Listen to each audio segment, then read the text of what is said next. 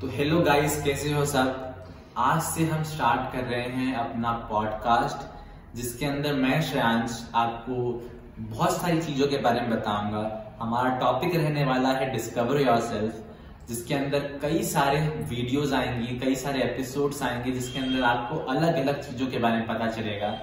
आज हम पहला वीडियो शूट कर रहे हैं इसका, जिसके अंदर हम आपको बेसिक क्रिएशन ऑफ यूनिवर्स के बारे में बताएंगे और कुछ अलग अलग बिंदुओं पे बात करेंगे कि ह्यूमन का एग्जिस्टेंस कैसे है। ठीक है, आने वाले वीडियोस के अंदर आपको इसके ऊपर में और सारी बातें पता चलेंगी। तो खूब सारा प्यार देना, खूब सारा सब्सक्राइब करना, और कुछ भी गलत लगे तो मुझे माफ करना, और जो भी आपके व्यूज हैं कमेंट सेक्शन में जरूर बताएं। आज हम बात करेंगे यूनिवर्स का जन्म कैसे हुआ, हु मेड दिस यूनिवर्स। थोड़ा साइंटिफिक भी, थोड़ा फेथफुल भी, और थोड़ा इस्कॉन वाले ने जो कहा, इस्कॉन के स्टैंड क्या है, इसके ऊपर भी बात करेंगे। मैं हूं आपके साथ श्रेयांश, जिसने BYS कोर्स किया है इस्कॉन से, और साथ के साथ जिसने बहुत सारी चीजें पढ़ी हैं यूनिवर्स के ऊपर, यूनिवर्स कैसे बना उस चीजों के ऊपर। और आज हम बात करेंगे सबसे पहले big bang theory. Big bang theory की अगर आप डेफिनेशन देखो तो बिग बैंग थ्योरी बताता है कि there was an infinite mass with infinite space with infinite time and with infinite of matter, 4 components, and they blasted. और उस ब्लास्ट होने की वजह से यूनिवर्स बन गया। कैसा लग रहा है ये सुन के? क्या ये सही है? क्या साइंटिफिक अप्रोच इसी को कहते हैं? बस इतना कह देना कि 4 चीजें हैं, उनके अंदर ब्लास्ट हो गया और यूनिवर्स बन गया, बस मान जाओ इस बात को। चलो एक हद तक मान लिया कि बिग बैंग थ्योरी सही है। अब अर्थ है, अर्थ पे ऑर्गेनिज्म का क्रिएशन कैसे हो गया?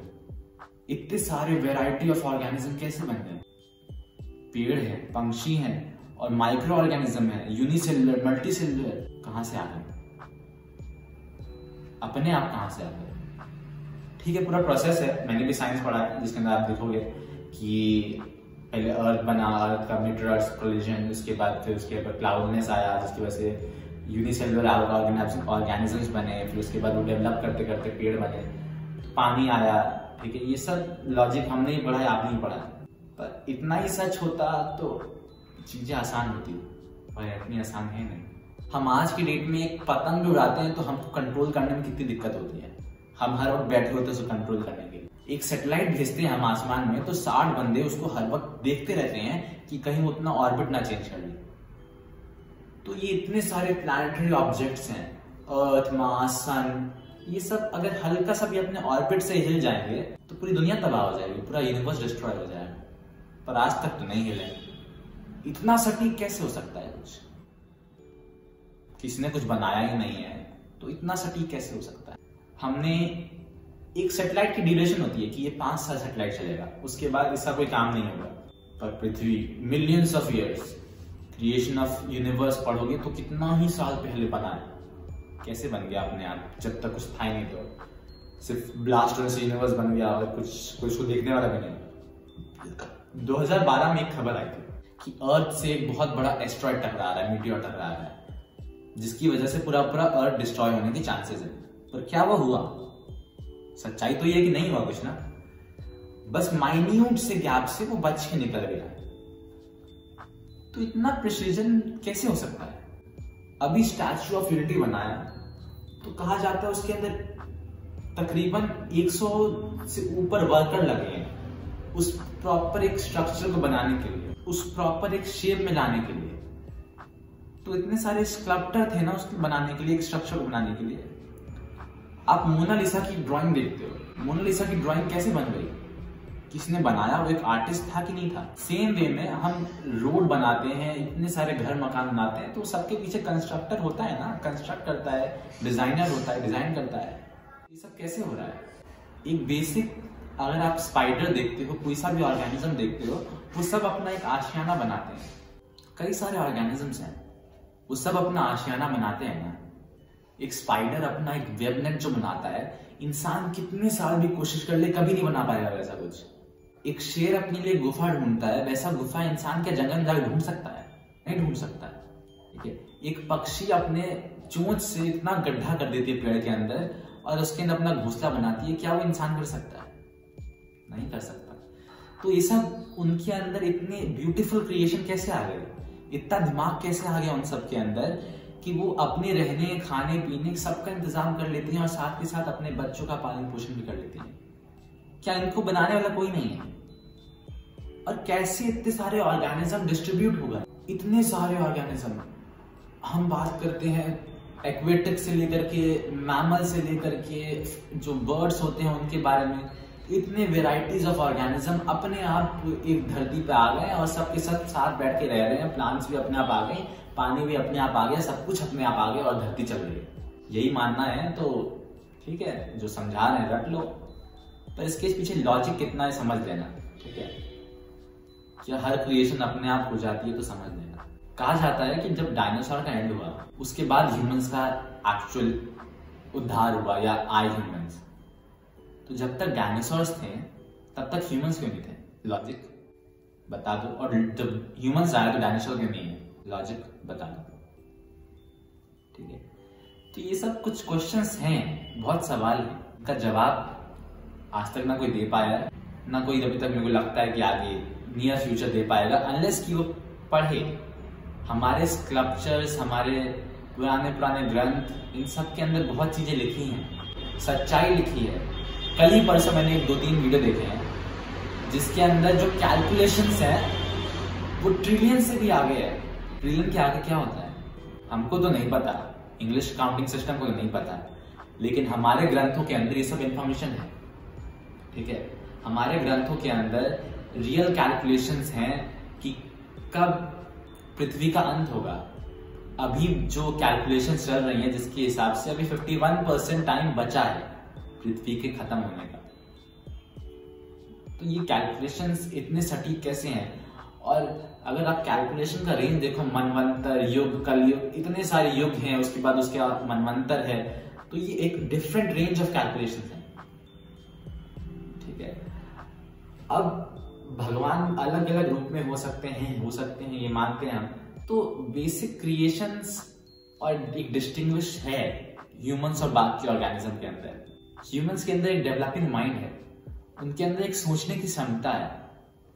हम कहते हैं कि भगवान जो थे वो हमारी तरह लगते थे, लेकिन एक्चुअल में हम भगवान की तरह लगते हैं, क्योंकि जब सब कुछ चीज का निर्माण हो गया तो उनको एक ऐसा लगा कि हम तक पहुंचने के लिए कोई ऐसा जीव जंतु तो हमने बनाया ही नहीं जो हम तक पहुंच सके और हमारे गुण को पा सके या सीख सके, जिससे कि ये पृथ्वी निरंतर चल सके या कोई संसार निरंतर चल सके।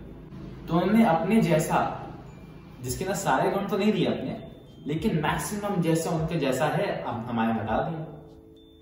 ठीक है, ताकि हम उनकी आस्था को मान सके, उन तक पहुंच सके, धर्म के मार्ग पर चल सके। 4 चीजें होती हैं जो इंसान और जानवर करते हैं। ठीक है, वो मैं बता चुका पहले भी, लेकिन दोबारा बोल देता हूं। वो 4 चीजें यही हैं: खाना पीना, सोना, लड़ना झगड़ना और सेक्स करना। Reality of life. लेकिन इंसान को क्या डिफरेंशिएट करता है? वो धर्म का पालन करना। तो यही एक मूल सत्य है।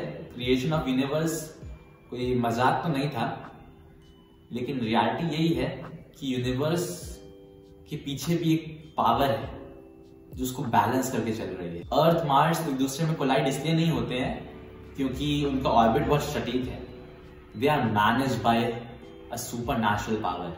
इस बात को हम समझ लें तो अच्छी बात, नहीं समझे तो उसको एक पॉजिटिव एनर्जी का नाम दे सकते हैं। ठीक है, हर एक धर्म अपना अपना गुरु मानता है, अपना अपना भगवान मानता है, अपना अपना इष्ट मानता है, उसमें कोई दिक्कत नहीं है, लेकिन सच्चाई यही है कि वो है तो एक ही।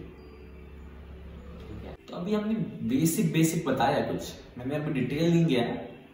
अब आगे आने वाले वीडियोस के अंदर हम आपको अर्थ की क्रिएशंस के बारे में बताएंगे साइंटिफिक अप्रोच के साथ। मैं कुछ भी बिना साइंटिफिक अप्रोच के साथ नहीं बोलूंगा आपको, सब चीजें साइंटिफिक अप्रोच के साथ, और जो भी बोलूंगा लगेगा कि आपको हाँ मैं सच कह रहा हूं। मैं आपको जो कहा जाता है ना विष्णु जी के इतने सारे अवतार, उनके बारे में बताऊंगा कि वो कैसे एक रियलिटी के साथ लिंक्ड है। ठीक है, क्यों विष्णु जी के सारे अवतार आपको लगेंगे कि एक आपने वो पढ़ा होगा बायोलॉजिकल प्रोसेस, जिसके अंदर हम पढ़ते हैं कैसे इवोल्यूशन हुआ, ठीक है, तो आपको लगेगा कि हर एक रूप उनके हर एक चीजों को दिखा रहा है। उसके बाद हम यूनिवर्स के अंदर भी ये बेसिक इंफॉर्मेशन हैं कि यूनिवर्स कैसे और क्यों, रीजन क्या है, कितने यूनिवर्स हैं, कितने गैलेक्सीज हैं, ठीक है। कहा जाता है कि ब्रह्मदेव ने जब कृष्ण जी के पास गए, उनको सुनने में आया कि द्वारका गए, तो कृष्ण जी ने उनसे पूछ लिया, द्वारपाल ने उनसे पूछा कि आप कौन से वाले ब्रह्मदेव हैं, मतलब फिर उनको समझ नहीं आया ब्रह्मदेव को। उन्होंने यही सवाल जब अंदर गए तो कृष्ण जी से पूछा कि और कितने ब्रह्मदेव हैं, उन्होंने कहा कि हर संसार के लिए एक अपना ब्रह्मदेव होता है और आप उनमें से एक हैं। ये सुनकर के ब्रह्मा जी चकरा गए कि ऐसा कैसे हो गया। तो ये अनेक कथाएं हैं जिसको मैं साइंटिफिकली प्रूव करूंगा कि हाँ ये सच है, और आप भी मानोगे कि कहीं ना कहीं कुछ बातें तो हैं। मैं साइंस को भी गलत नहीं कहता, लेकिन उनका जो बेसिकली बता रहा हूं एक चीज, एक कैटास्ट्रॉफी एक वर्ड है जिसको कहते हैं कि सारी चीजें कैटास्ट्रॉफी आती है और हमारा जो नॉलेज है वो मैनेज कर देती है, ठीक है। लोग भूल जाते हैं कि क्या हुआ था, कैसे हुआ था, और वापस से वही ग्राउंड जीरो से नेट जीरो से वापस स्टार्ट करते हैं और फिर अपने आप को बिल्ड करते हैं। तो सच्चाई ये है कि जो साइंस है वो वापस हमारे ग्रंथ तक ही लेके जाएगी, लेकिन इस प्रोसेस में वो ग्रंथ को मानने को तैयार नहीं है, ठीक है। अगर हमारे पुराने जो पुराण है, ग्रंथ है, उनको अगर समझ लेंगे तो बात तो वही लिखी है, लेकिन घुमा के आते हैं। आज योग को लोग पूज रहे हैं, उनको अपना अपना अपडेशन देते हैं। आज मेडिटेशन की इतनी वैल्यू हो गई है, तो ये सब बातें तो एक वक्त तक ये अंग्रेज जो थे, जितने भी दूसरे थे, इन सब का मजाक उड़ाते थे ना कि हाँ मेडिटेशन करने से हमको शांति मिल जाएगी। ये सब तो मजाक की बातें थी उनके लिए, लेकिन आज मानने को तैयार है, मतलब कुछ सच्चाई थी ना इन सब चीजों के अंदर। तो आगे स्टे ट्यून्ड विद अस, हम आगे कंटिन्यू करेंगे हमारे इस डिस्कशन के ऊपर, और जो भी आपको डाउट्स हैं वो रेगुलर बेसिस पे हमको कमेंट सेक्शन में बताते रहना।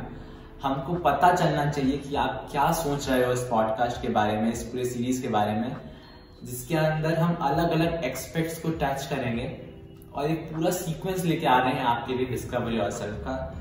तो देखना जरूर याद से और अपने रिव्यूज हमको देना, ठीक है। Stay tuned with us, like share subscribe, and this is Shreyansh signing off.